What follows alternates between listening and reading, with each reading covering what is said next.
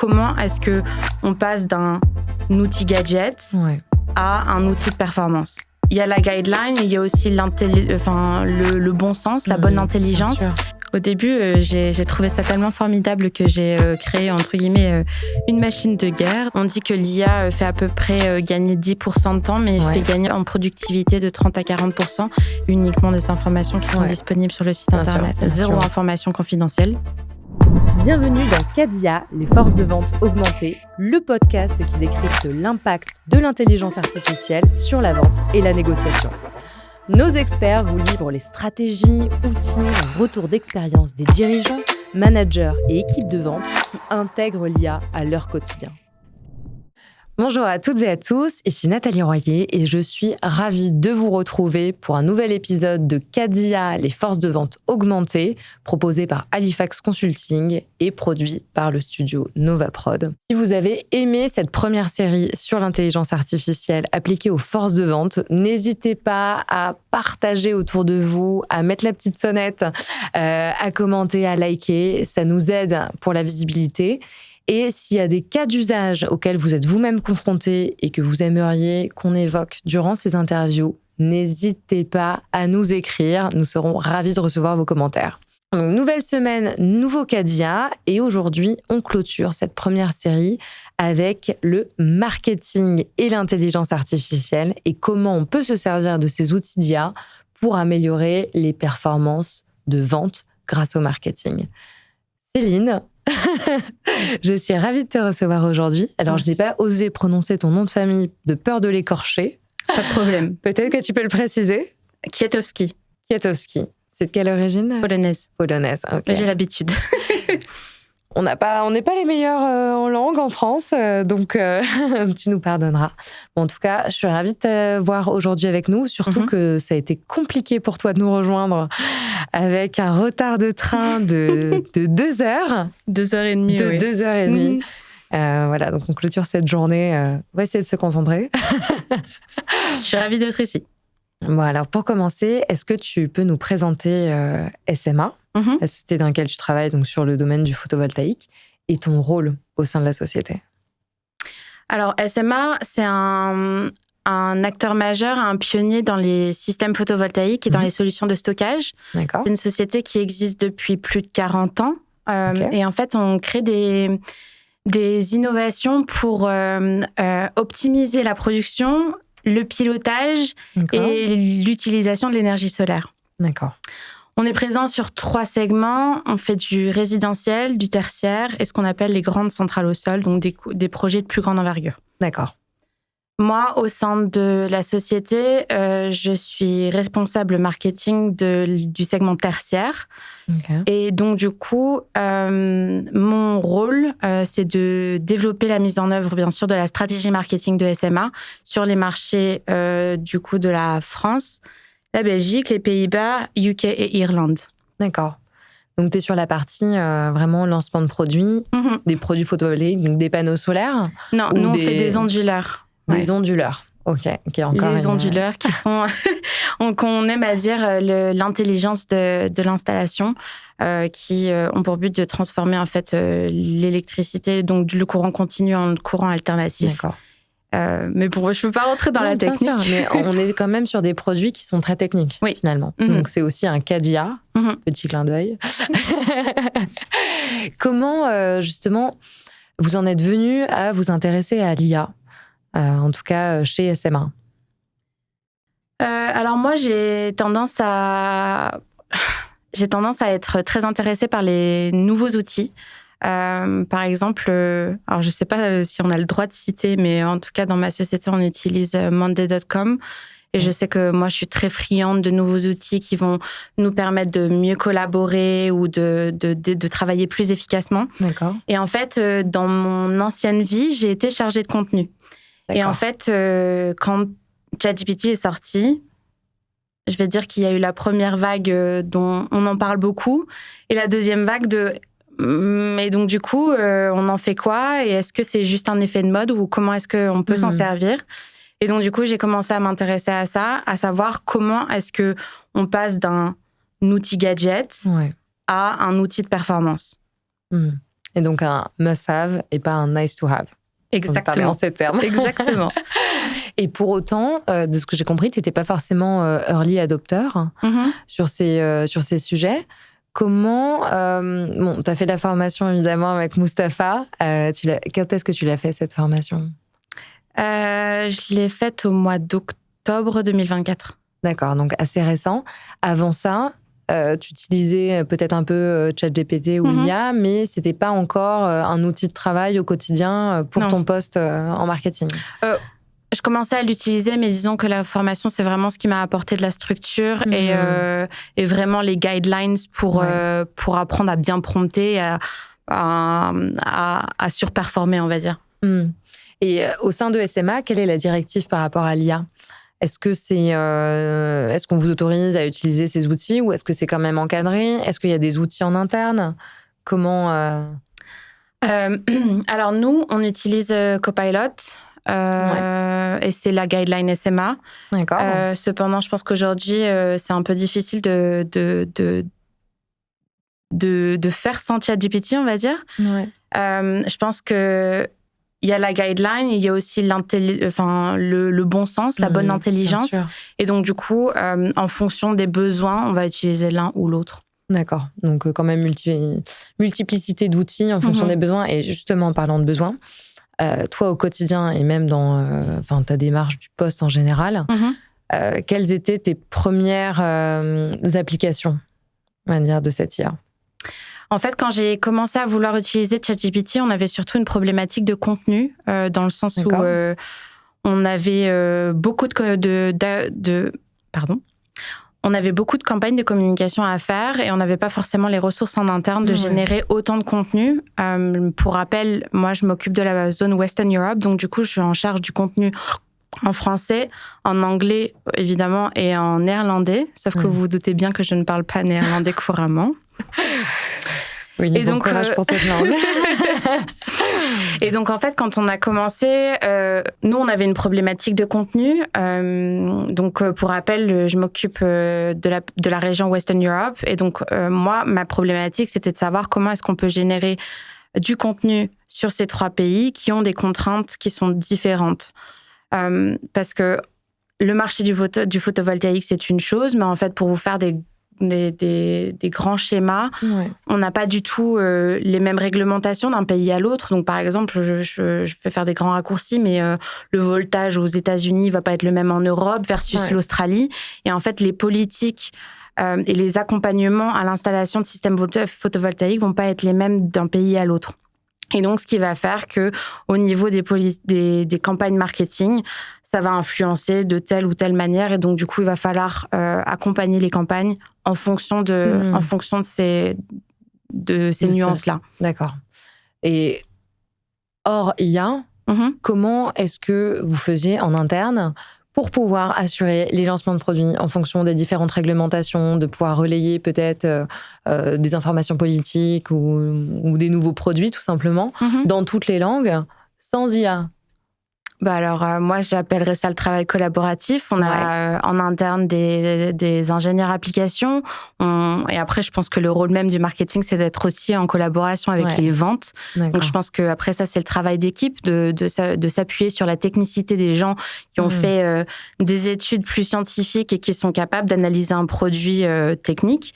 Et à la fois de travailler main dans la main avec les équipes commerciales qui sont, eux, en contact des installateurs au quotidien. Un trio entre le produit, les ventes, le marketing et faire des allers-retours entre chacun pour réussir à écrire le bon article au bon moment.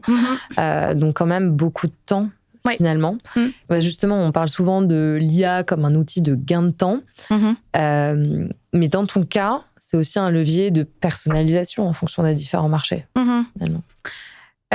Oui, évidemment. Je pense que c'était dans la formation de Mustapha d'ailleurs qui disait souvent, on dit que l'IA fait à peu près gagner 10% de temps, mais il fait gagner en productivité de 30 à 40%.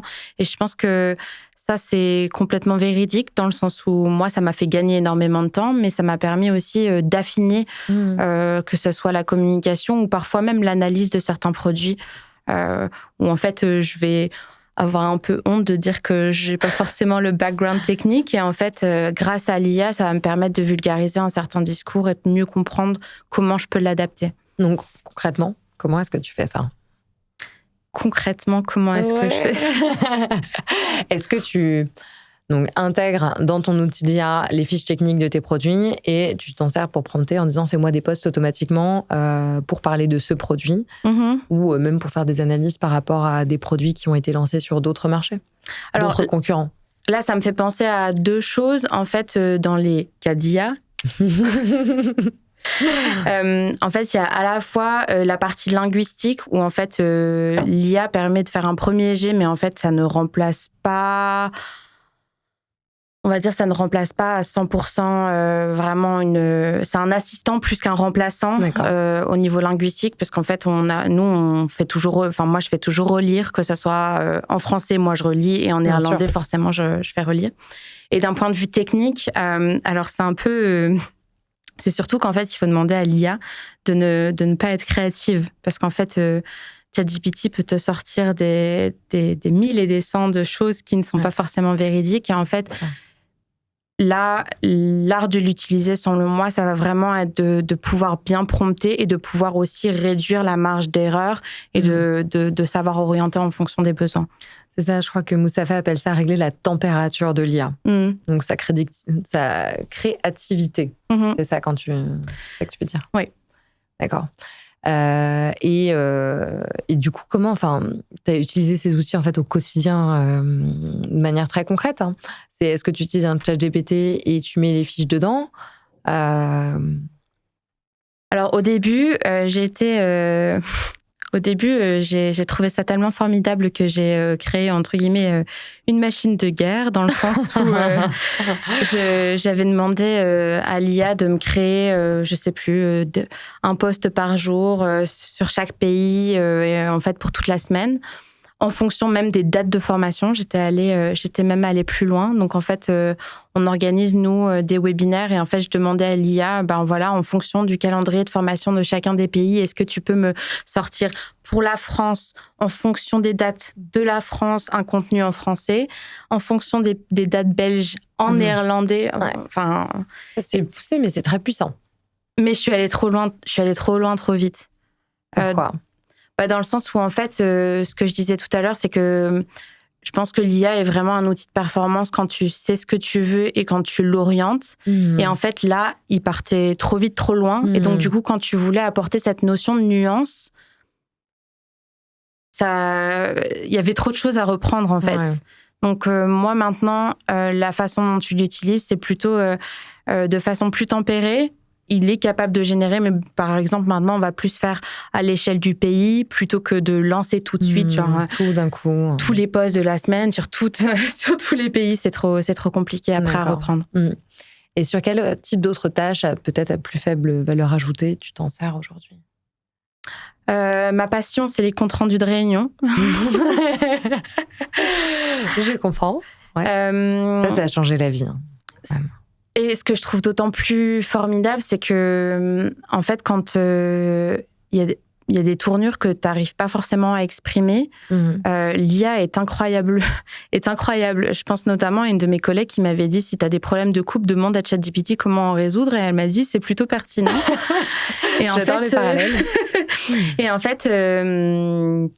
moi, je dis souvent, je prends mon téléphone, je l'active en mode micro, et en fait, je lui parle comme je lui jette mon contenu en tout ce qui s'est passé, tous les événements, etc., etc. Et après, d'où l'importance du bon prompt, et merci Moustapha. Et en fait, après, je peux avoir un email hyper structuré, hyper pointu, qui évoque point par point tous les problèmes que j'ai eus et qui vont m'aider aussi à structurer parfois mes demandes. Ça donne envie de faire la formation, en tout cas. Je le vois bien. C'est pareil, je parle souvent pour m'aider dans le cadre du boulot, mais souvent, j'ai pas le résultat attendu. Et en fait, tout ça, c'est des erreurs de prompt. Qu'on apprend dans la formation. Et il me semble que tu m'avais aussi parlé du fait que tu utilises l'IA pour les déclarations de recyclage. Réglementaires. Alors, je l'utilise pas forcément pour les déclarations en tant que telles, mais c'est vrai qu'en fait, c'est vraiment devenu un assistant. Parce qu'en fait, moi, du coup, j'utilise les GPT de ChatGPT. Et en fait, j'en ai plusieurs en fonction des différents thèmes que j'ai besoin d'utiliser. Et il y en a un que j'ai appelé Tech Specs, donc pour Technical Specification. Et en gros, j'ai uploadé toutes les fiches techniques de nos produits ou en fait qui m'aident à avoir l'information plus rapidement et plus facilement en fait. Et donc du coup, typiquement dans le cadre des déclarations, ça m'a fait gagner un temps précieux parce que en fait, on doit déclarer par exemple le poids de nos produits et en fait, tu vas aller par exemple sur la page du produit, chercher la fiche technique, chercher la ligne, etc., etc. Là, typiquement, dans mon prompt, j'avais demandé à l'IA de ne pas être créative. Donc si jamais il n'a pas la réponse, il doit me dire je n'ai pas la réponse, donc il va pas chercher ailleurs. Mais par contre, s'il a la réponse, il est capable de me sortir un tableau de l'ensemble des produits qui sont référencés avec les produits, avec les poids associés. Ça permet de gagner un temps et une qualité inestimable. Hein. Je l'ai beaucoup remercié à ce moment. Tu m'étonnes. Et du coup, là, toutes ces tâches, parce que c'est quand même très concret, ces tips que tu nous livres, ça t'a permis de gagner vraiment du temps et de la qualité. Comment est-ce que tu t'es servi de ce temps gagné pour, je sais pas, développer peut-être d'autres outils ou te mettre sur d'autres projets peut-être en interne de développement? En fait, du coup, j'ai des idées tous les jours de la façon dont on est créative. Oui, je suis en marketing. J'ai des idées tous les jours de la façon dont ça pourrait nous aider et notamment pour le service technique où j'ai des cas d'usage où je pense à des choses que je pourrais développer et mettre à disposition des équipes. Sauf que comme je suis un peu perfectionniste, j'attends un peu d'avoir le temps de me pencher dessus, d'aller affiner le prompt, etc. avant de le proposer. Ouais. Du coup, ça m'amène à la prochaine question. Si on parle des next steps, puisque tu as beaucoup d'idées, qu'est-ce que tu aimerais développer, peut-être à court, moyen ou long terme, grâce à l'IA pour justement lancer des nouveaux projets de développement, améliorer les performances, gagner plus de temps? Moi, j'ai une idée, mais c'est une problématique qui est vraiment une problématique interne où en fait, on va avoir des clients qui vont appeler notre service technique et en fait, via le fameux GPT dont je te parlais avec les technical specifications, en fait, je me dis si jamais on arrive à upload tous les documents, télécharger tous les documents. Ça vu, j'y arrive pas. Si on arrive à télécharger l'ensemble des documents techniques qui sont publics, parce que ça, c'est aussi quelque chose auquel je fais extrêmement attention, c'est-à-dire que nous, on utilise Copilot, mais en fait, ce que j'utilise dans ChatGPT, ce sont des informations qui sont exclusivement disponibles sur notre site Internet, zéro information confidentielle. Et en fait, je voudrais mettre l'ensemble des informations techniques dans mon prompt pour que, en fait, le service technique, quand ils ont les mêmes requêtes, qu'ils puissent taper plus rapidement et avoir accès à l'information plus rapidement. Mais ça représente des quantités de documents certaines. Oui, et aujourd'hui, il y a des limites. Il y a effectivement des limites. Il faut que je trouve le temps. En fait, aujourd'hui, je crois que ChatGPT a une limite de 20 mégas et peut-être 20 documents. J'ai pas le nombre en tête exact. Mais toujours est-il que j'étais lancée un jour sur justement le développement de ce prompt-là. Et j'ai été un peu contrainte par les limites de ChatGPT. Donc, en fait, il y a des moyens de jouer un peu avec ça. Donc, parce que j'en ai échangé avec un de mes collègues qui m'a dit, si tu essayes de fusionner deux PDF ensemble, par exemple, si jamais pour... oui, il y a des petits tips.